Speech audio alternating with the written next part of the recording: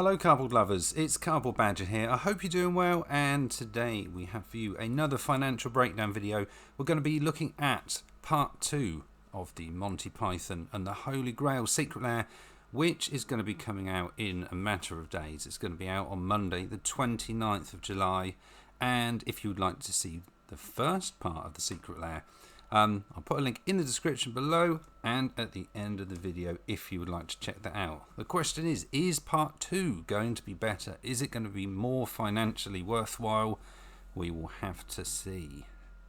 So as per normal, we will check out the artwork for this particular Secret Lair from a film from 1975 by British comedy group Monty Python, before we see whether or not we can get the functionally identical cards from a previous set in Magic the Gathering's history, to see whether or not we are paying a ridiculous amount of money for some fancy reprints or whether or not we got some decent value.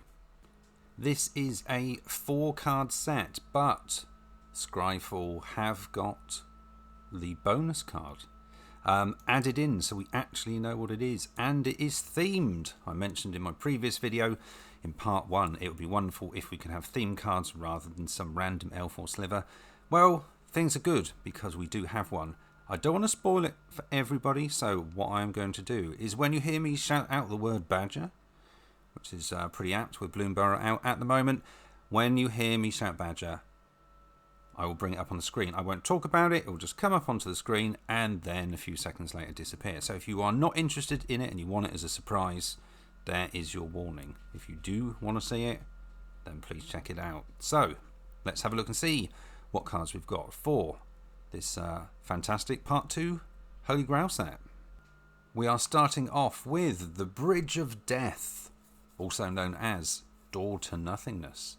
5 mana artifact.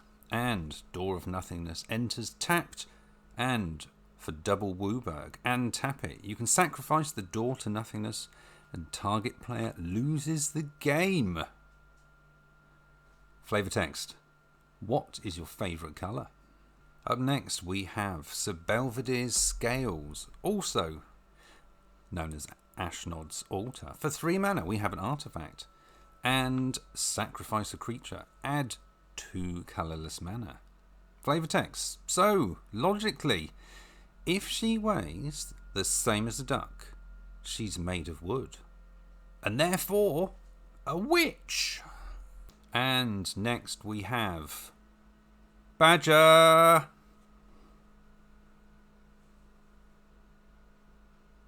Okay, it's gone now. And next we have Castle of also known as Dark Depths. We have got a legendary snowland. Dark Depths enters with 10 ice counters on it, and for 3 mana remove an ice counter from Dark Depths, and when it has no ice counters on it, sacrifice it and you may create Marit's Large, a legendary 2020 black avatar creature token with flying and indestructible.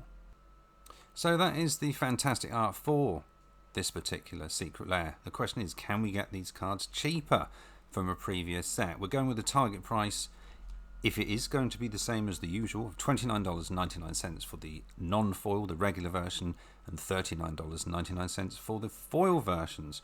And we shall begin with the regulars. We have Door to Nothingness. You can get a copy of this from Brothers War, the retro artifacts, which is currently going for 21 cents. Ashnod's Altar, you can get a copy of this from Commander Masters, currently going for $4.77. And Dark Depths, you can get that from Modern Horizons 3 Commander at $2.85.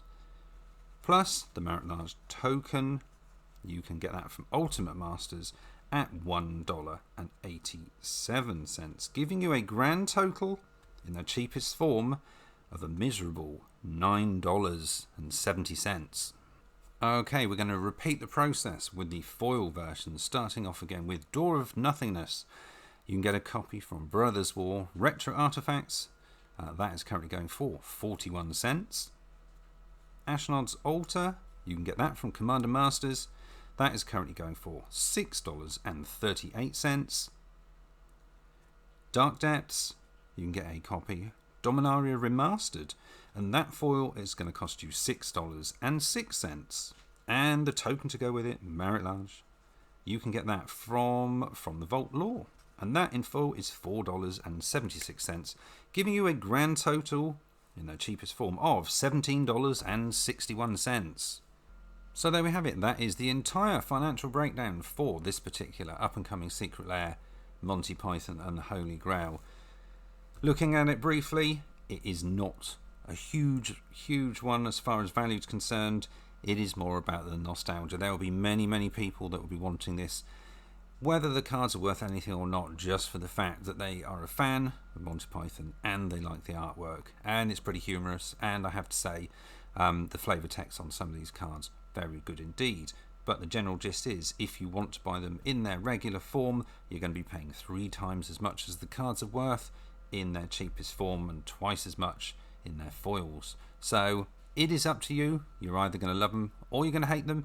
And obviously there are a lot of people that are fond of this, which is obviously why Wizards have done this in the first place. The question is, what do you think? Are you liking this one? Are you liking any of the other Secret Lairs that are going to be coming up? There are some very unique ones indeed, with very interesting artwork. I'm not going to comment on that at the moment, but all I'd like to say, if this has helped you in any way, shape or form to decide whether or not you would like these Secret Lairs, please like, share, subscribe, do all the usual business. It will help out the channel hugely. Thank you in advance. And other than that, I'd just like to say thanks for watching, people, and we'll see you again soon here on Cardboard Badger.